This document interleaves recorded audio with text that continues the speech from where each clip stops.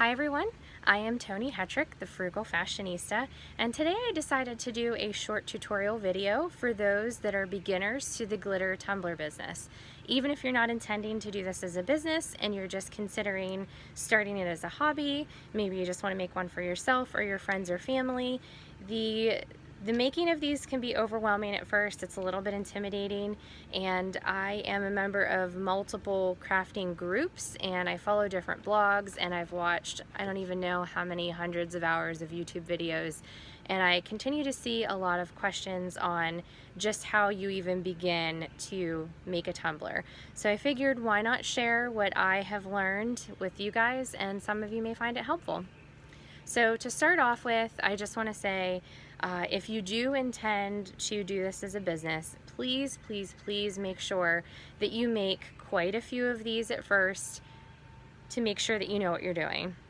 I see a lot of people that sell them and they're just not making them correctly, so they're not holding up for their customers, and you really don't want to be a person out there that's not making a good product. So if you care about what you're making and you care about your customers, make sure that you make quite a few of these, gift them to your friends and family, make some for yourself, until you get it under your belt and you know what you're doing and you know that they're holding up and they're lasting appropriately.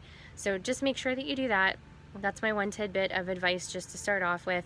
And even if you don't intend to do this as a business, I guarantee that if you make them for your friends and family, you will definitely have people coming to you asking you to make them one as well. So you might end up with a little bit of a side hustle anyhow, even if you don't intend for this to be a full-blown business for you. So anyhow, let's get started off with some tips. You are going to start off with a plain stainless steel tumbler. Some of them will be just completely plain stainless. Some of them will be coated. It just depends on where you purchase them from. Some people are just grabbing them from simple department stores. Others are ordering them from wholesalers online. But either way, what I do for mine is very important, and I will express probably multiple times in this video, I am not an expert, but I have made several of these and I have my process down to where I am happy and I'm comfortable in knowing that my clients are getting a good product that will last for them as long as they take care of it the right way. So anyhow, you will be purchasing a stainless steel tumbler such as this one. This is a 20-ounce stainless steel tumbler. You want to make sure that you remove the label. And I left this one like this. If you can see, there's still some of that god-awful residue that you get when you try to peel a label off things. That needs to be gone. That needs to be completely gone.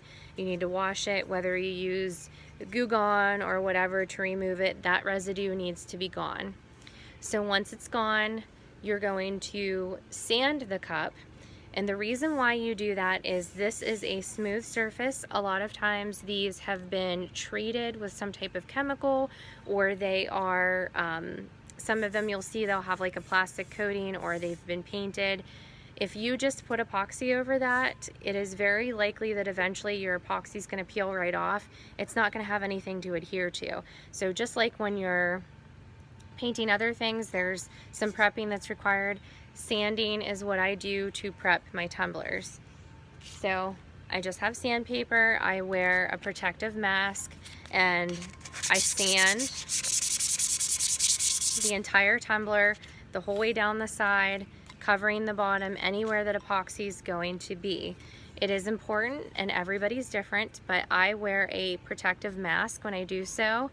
I don't think that it's healthy to be inhaling any of the dust or debris that's going to come off of these, whether they're plain or they're painted. I'm sure it's even worse if they're painted or coated with something, but I just don't think it's healthy to be breathing that in. So I do suggest wearing a protective mask.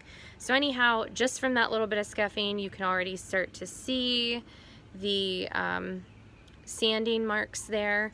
This is not a super heavy duty sandpaper. This one is a P150 medium grade sandpaper. You don't need to be seeing like metal chunks flying off of this. You just need something enough to scuff it, to give something, to give the epoxy and paint something to adhere to. So after you have completely sanded your tumbler, I wash mine. I use Blue Dawn dish detergent just because I feel like that is one of the best liquid soaps out there to completely remove oils, dirt, debris. You do have oils in your skin, so as you're handling this, you're getting oil on the cup whether you believe it or not, and if that oil residue stays on there, you're going to have problems with your epoxy and your paint adhering appropriately. So I wash mine with Dawn. And before I cover this up, I'll show you, I prep my tumblers with paint, and I suggest Rust-Oleum paint. They do have these where they're a paint and primer, and they adhere to wood, metal, plastic, all different types of materials. I do suggest Rust-Oleum because it goes on really well. I know sometimes I've been limited and I'm looking for a specific color, so I will buy something like Krylon. Krylon's fine, and you may prefer to use it, and you can if you want to.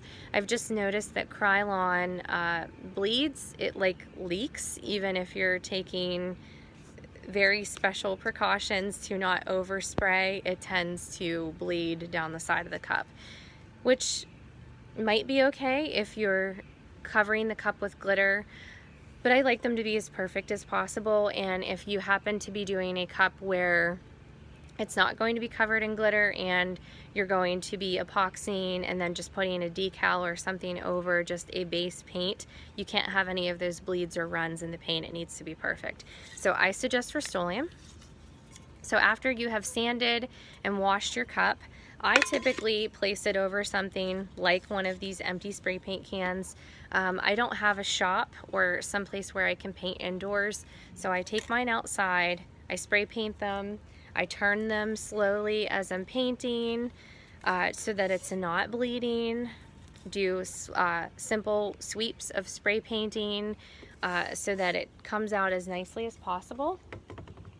When that is done, you'll have something that looks kind of like this. This one's actually not perfect. I was running out of white paint, so it's not covered completely, but you get a good example. So this one has been painted white, and it's ready to go. Now I typically do not handle the cup itself after I paint it, or I have to make special precautions to remove the oils from my hand. So I touch this one, I'm gonna wipe it down with 91% rubbing alcohol before I put any epoxy on it, because again, the oils from my hand may be on the cup and your epoxy will actually repel from the areas where that oil sits. So in a nutshell, you are going to remove the label from your stainless steel tumbler, you're gonna sand it, you're gonna wash it, you're going to prep it with a paint. Typically, when I first started out, I was painting these with white spray paint, and I very quickly noticed that if I chose a paint that was similar to the color of the tumbler, it was making it way easier for my glitter to adhere and cover better, and I wouldn't have to use layers and layers and layers of glitter to cover that white paint. So I suggest picking a paint that is similar to the color of your glitter. So after you've painted, then you're ready for the next phases, which I'll go into in further videos if you guys have any interest. At the end of the day, after some additional steps, you might have a beautiful glitter tumbler, something kind of like this. So I hope that helps you guys.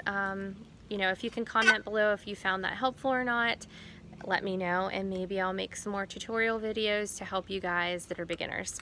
Thank you very much. If you like this video, don't forget to comment and click the subscribe button below. Thank you.